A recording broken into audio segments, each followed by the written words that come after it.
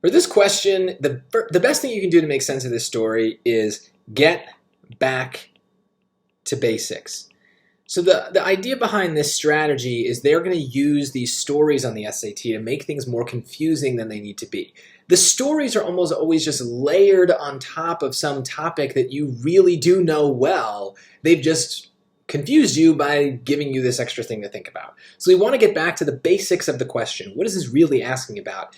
And there's a key word in the story that tells us everything we need to know, and that's that Jamie is looking for this average of at least 280 miles per week.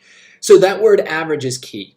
It means that we should write on our page that the average is equal to the sum of the numbers over the number of numbers.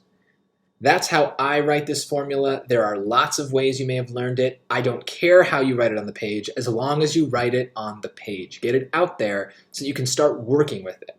Because what they often do with averages on the SAT is they don't give you the pieces of the formula that you're used to getting. So it can sometimes be difficult to see how what they're giving you fits in with this basic formula that you've known for a very long time.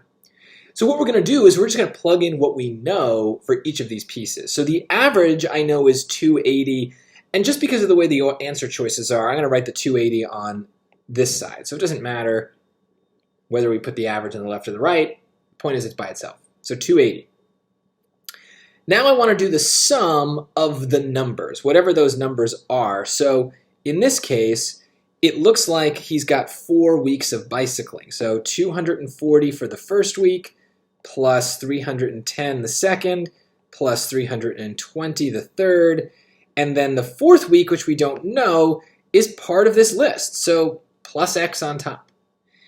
And the number of numbers is the number of things we're adding together, the number of pieces of this set. So since it's a 4-week bike thing, we're going to have 4 on the bottom. And the only other piece here, it doesn't actually matter if you look at the way the choices are structured, is we need it to be at least 280. So that means a greater than or equal to sign based on where I wrote that 280. And the reason I said it doesn't matter is look at all the choices. That part is the same for all of them.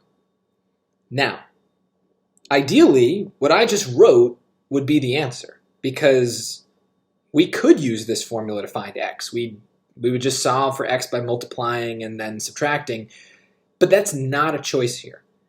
I have some that are similar, right? I have C here, it looks kind of similar, except the X isn't being divided by the 4, and yet I have it being divided by the 4. So that's a problem. Choice A kind of looks similar, but there it's dividing it by 3, and no, that X is part of this sum. It should be also divided by something, and we didn't have a 3 in our equation, so we should have a 4 instead. Now we have to say, okay, what's slightly different here? Well, choice B doesn't have the 4 at all, and that's not a good sign. And D has the 4 in the wrong place, but remember what I said, how would we solve for X here? Well, the first step you would do is you would multiply both sides by 4, and that would cancel the 4 out on the bottom, but it would put it next to the 280. And that's exactly what's going on here, just this flipped order. So choice D is the answer here because it takes the basic average formula that we're familiar with and kind of swaps it just a little bit. It's a slight twist to make us less likely to recognize what we're dealing with. But if we start with the basic idea, then it's easier for us to understand the twist. So always write things on the page. You really never know how they're going to help. And the average formula especially is one that the SAT loves to twist. So just knowing it's likely coming, just be prepared and write it down.